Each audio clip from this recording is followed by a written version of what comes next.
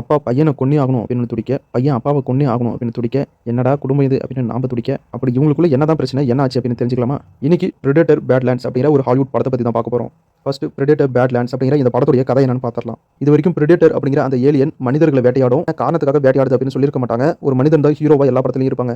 ஆனா இந்த படத்துல பிரெடேட்டர் தான் ஹீரோ. பிரெடேட்டர் எதனால வேட்டையாடுது அப்படின்றத மையப்படுத்தி தான் இந்த படத்தை எடுத்திருக்காங்க. பிரெடேட்டர் ஏலியன்ஸ்லயே நிறைய டைப் இருக்காங்க. அதுல ஒரு டைப் தான் யோஜா அப்படிங்கிற ஒரு பிரெடேட்டர் குரூப். அந்த குரூப்ல நம்ம ஹீரோவும் ஒருத்தர். இந்த யோஜா அப்படிங்கிற பிரெடேட்டர் டைப் இவங்களுடைய டைப்பை பொறுத்த வரைக்கும் எங்க இனத்துல எல்லாருமே வீரனா தான் இருக்கணும், கோழையா யாரும் இருக்கக்கூடாது. அப்படி ஒரு வேளை யாராவது கோழையா இருந்தா அவங்களை நாங்களே கொண்டுருவோம் அப்படிங்கிற ஒரு கொள்கையோட வாழ்ந்துட்டு இருக்காங்க. இந்த குரூப்ல குறிப்பிட்ட வயசு வந்ததும் அவங்களால வேட்டையாடவே முடியாத ஏதாவது ஒரு மிருகத்தையோ இல்ல எதையோ ஒண்ணு வேட்டையாடி அதோட தலையை எடுத்துட்டு வந்தே ஆகணும். அப்படி இல்லைன்னா அந்த பிரெடேட்டருடைய குடும்பமே அந்த பிரெடேட்டரை கொன்னுருவாங்க. இப்ப நம்ம ஹீரோக்கும் அந்த குறிப்பிட்ட வயசு வந்துருச்சு. ஆனா அவரு இது வரைக்கும் எந்த மிருகத்தையோ இல்ல மனுஷனையோ யாரையுமே வேட்டையாடவே இல்லை. அவர் வேட்டையாடியா ஆகணும், இல்லைன்னா அவருடைய சொந்த குடும்பமே அவரை கொன்னுருவாங்க. இப்படி ஒரு உயிர் போகக்கூடிய சூழ்நிலையில இருக்கிற நம்ம ஹீரோ அவருடைய வேட்டையை அவர் சக்சஸ்ஃபுல்லா முடிச்சாரா, தான் ஒரு வீரன் அப்படின்னு அவருடைய குடும்பத்துக்கும் அவருடைய இனத்துக்கும் அவர் நிரூபிச்சாரா அப்படிங்கிறதெல்லாம் இந்த படத்தை பார்த்து நீங்களே தெரிஞ்சுக்கங்க.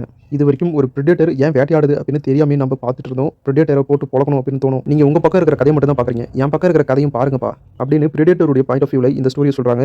அப்பதான் நமக்கு தெரியுது, அட இவன் ரொம்ப நல்லவன் தான், இவனுடைய சூழ்நிலை காரணமா தான் இந்த மாதிரி இவன் பண்ணியிருக்கான் அப்படின்னு நம்மளையே ஃபீல் பண்ண வைக்கிறாங்க. படம் ஸ்டார்டிங்ல இருந்து எண்டு வரைக்குமே ரொம்பவே சூப்பரா கூட்டிட்டு போயிருக்காங்க. ஒரு பிரெடேட்டர் ஹீரோவா எப்படி காட்ட போறாங்க அப்படின்னு நினைச்சேன். ஆனா ஒரு பக்காவான ஹீரோ மெட்டீரியலா சூப்பரா ஸ்டோரியை பில்ட் பண்ணி பிரெடேட்டர் ஹீரோ தான் அப்படின்னு இந்த படம் மூலமா காட்டியிருக்காங்க. படத்துல வர ஆக்ஷன் சீன்ஸ் எல்லாம் ரொம்பவே சூப்பரா இருக்கு, தாறுமாறா பண்ணியிருக்காங்க. அதுலயும் படத்துல வர சென்டிமெண்ட் சீன் தான் ஹைலைட்டே. அதெல்லாம் ரொம்பவே சூப்பரா ஒர்க் அவுட் ஆயிருக்கு. டோட்டலா பிரெடேட்டர் பேட்லேண்ட்ஸ் அப்படிங்கிற இந்த படம் எப்படி இருக்கு அப்படின்னா ஒரு தரமான படமா இருக்கு அப்படின்னு சொல்லுவேன்.